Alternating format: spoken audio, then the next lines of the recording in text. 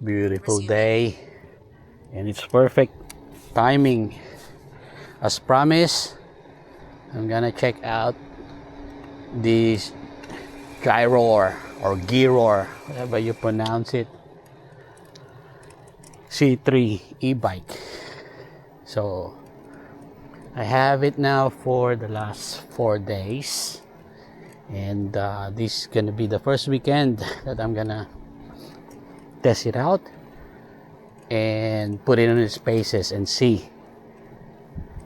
what it can do.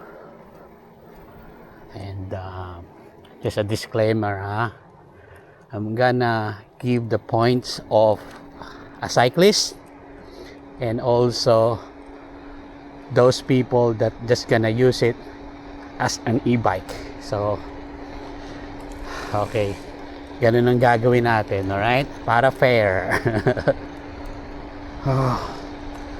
It's a bit cold for a Saturday morning.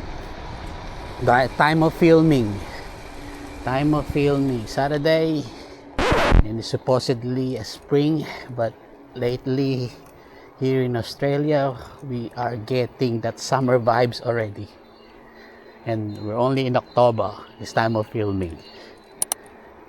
So yeah, Gyroor C3 mini e-bike.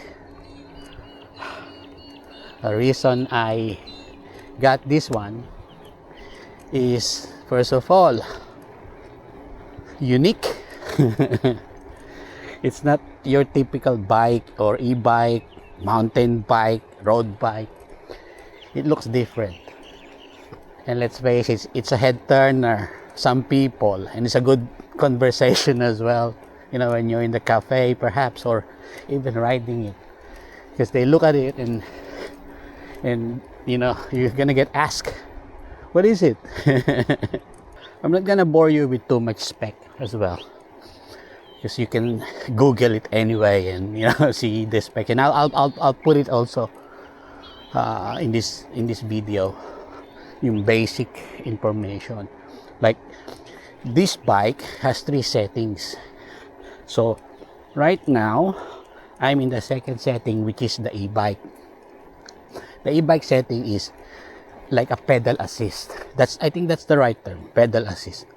So when you are pedaling, the maximum that it can go before it cuts up the motor is 15 kilometers per hour. By the way, this has a top speed throttle alone of 25 kilometers per hour, which is the legal limit here in Australia, unfortunately.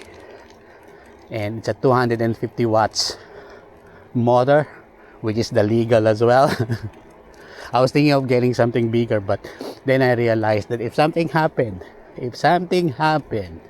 even though you're not using that function, or you're not going to that crazy speed of say 50 kilometers or 35 kilometers, you will be in big sort of trouble. So we don't want that to happen. Be responsible and safety first. So yes, going back, it has 3 settings. The first setting is basically the low mode, which is top speed of 5 kilometers, throttle, So obviously you can go more kapag nagpedal ka, pero ang help lang niya up to 5 kilometers basically. The second one is like what I said, 15. And the third mode, which is the fastest mode, is like the electric motor itself will function as 100%, and that will give you, I believe, 25 kilometers per hour top speed. So far, look at my battery, still full. I mean, I've done 1.6 kilometers. So what we're gonna do is we're gonna try each level to this, not that hilly, maybe what, 5%, 6% grade. So let's try it. Yan. Okay, let's try mode 1. Okay, hope you can see. There you go, mode 1. Okay, and it says mode 1 Resuming. can do 5 kilometers. Oh, this bike, by the way, weighs 18 kilos. And I forgot that it's a foldable bike, and I'll show it to you later how to fold it. That's the other thing as well that I like about it. It doesn't take too much space. So if you're in an apartment, condo, unit, whatever you call it, and you don't have much space, and it's perfect because it will even fit under the bed. So I'll show you later. Oh my goodness. When I said I was a cyclist, I was. Not anymore. Meaning I can't really, it's not that fit before, like, you know, doing 120, 100 kilometers. Time has changed. Wow. Medyo mahirap siya, mabigat. Okay. Wow. Pagod ako to. So, now, let's try mode 2. Mode 2. Resuming. Oh, a lot better. Mode 2. Oh, huge difference, di ba? Sarap. Ayan ang advantage ng e-bike. You can use it whether you're fit or unfit. Wow, easy peasy. Easy peasy to. And guys, also, kita nyo yung speed oh. Second mode ako, but because it's downhill, oh, there you go. Ooh, yeah. Without pedaling yan ah. Oh. Ayos, di ba? There. Ooh la la. Yo. Okay, now we're going to mode 3. Grabe ang hirap ng mode 1. So what? Check ko sa Strava na lang tapos post ko what's the real elevation of this one. So mode 2 is a lot easier and the motor only cuts in 15 kilometers help, right? Pero nagpe-pedal ako. So now we're gonna try mode 3. Okay. Excited ako dito.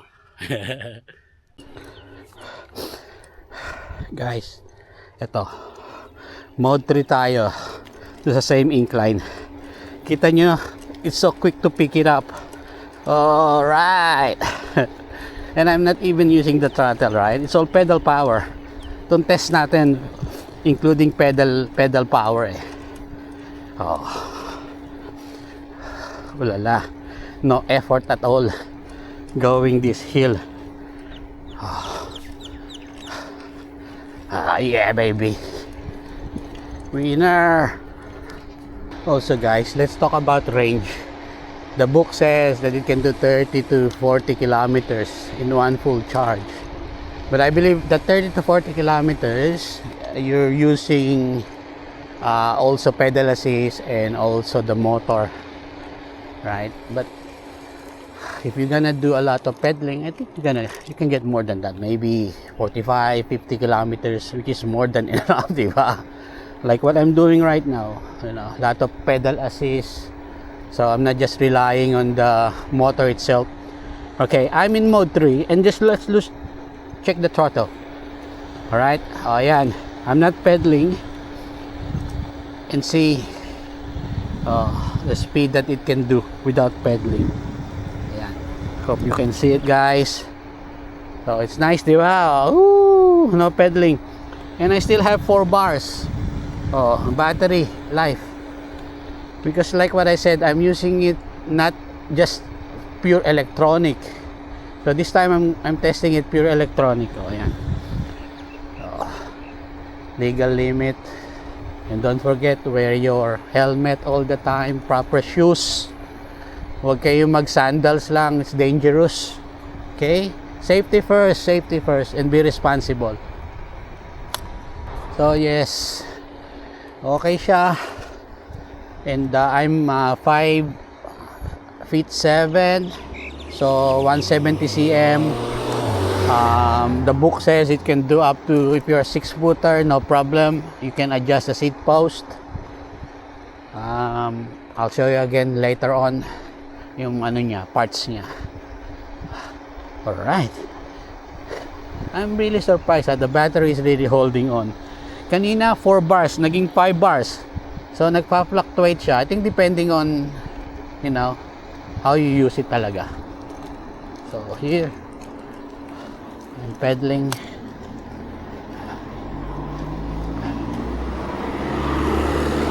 Yeah.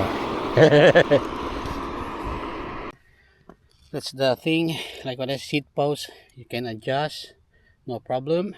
And then the cool thing is, for the space as well, the pedal, you can do it like that. Press it, there you go, see? It changed now into like flat. So when you put in your car, that's fine. Ayun lang. Tapos, ito. I hope you can see it. How to fold it. Press. And then, that's it. Ganito pala. Ayan. Hope you can see it. Diba? Ayan o. Nag-fold siya. Press lang yan. Then, tapos putting it back. Press din yata. Like that. Boom. Diba? Diba how portable it is?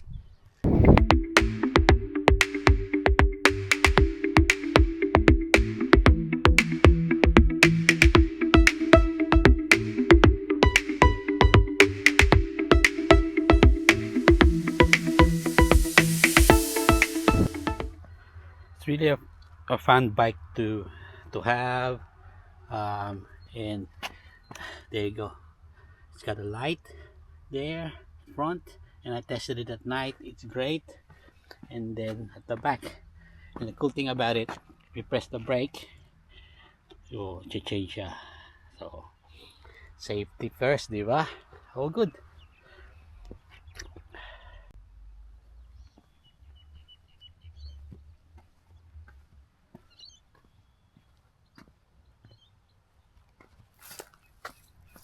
Okay guys, binigay ko na yung thoughts ko sa positive, now the negative.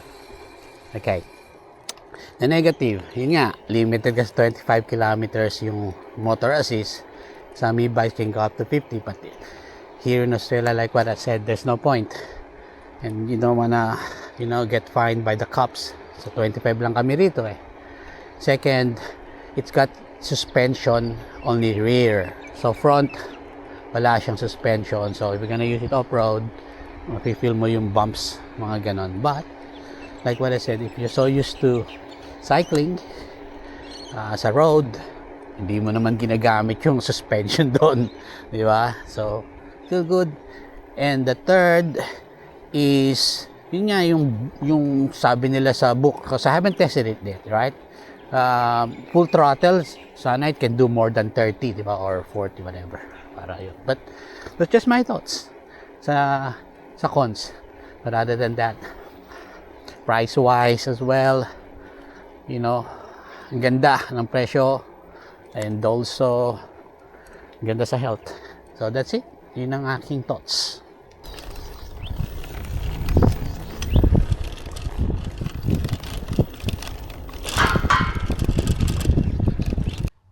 So ayan, I hope I gave you an idea about this Gyroar. Parang Glenroar, di ba? Gyroar C3. So far, nakakatuwa dahil it's worth it, I reckon. It gives you so much option kasi, like what I said, you know, I'm giving my thoughts as a cyclist. So if you're a cyclist, you can still get fit because you can just do pedal if you want. If you switch it off, completely off, yan, wala, di ba? So it's like a normal bike. Then, you know, if you want to have that pedal assist, you can go to mode 2. If you want the full electric, you can go to mode 3. that will give it 25 kilometers, 25.8, something like that. Like what I said, legal limit here in Australia as well. So, that's it guys. I hope nag-enjoy kayo as much as I did. So, right now I have to go back. Daming errands. And remember guys, safety, be responsible, don't be a hoon. You take care guys. The best is yet to come sa buhay mo. God bless you and your family. Until next time. Okay? Peace. Bye. Let's go.